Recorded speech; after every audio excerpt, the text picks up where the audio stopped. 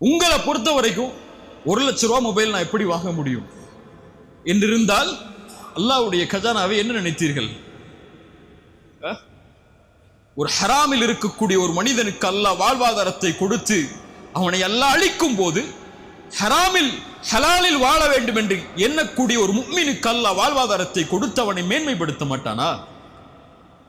அல்லாஹ்வை அப்படியா நீங்கள் கணக்கிட்டு வைத்திருக்கிறீர்கள்? எனக்கு 20,000 தான் சம்பளம், நான் எப்படி 2,00,000 ரூபாய் பொருளை வாங்க முடியும்? நீங்க 2 லட்சம் வாங்கவே முடியாதுன்னு உங்க மைண்ட்ல வச்சிருக்கீங்க. அல்லாஹ் உங்களுக்கு அந்த லட்சங்களை கொடுக்க மாட்டானா இன்னி வச்சிருக்கீங்க? ரசூலுல்லாஹி ஸல்லல்லாஹு அலைஹி வஸல்லம் சொன்னார்கள், மனிதர்கள், ஜின்கள், பறவைகள் என எல்லோரும் அல்லாஹ் படைத்ததில் முதலாமவர் முதல் இறுதியானவர் வரை எல்லோரும் ஒரு மைதானத்தில் ஒன்று கூடி அல்லாஹ்விடத்தில் அவங்களுடைய தேவைகளை முன்வைத்து எல்லோருடைய தேவைகளை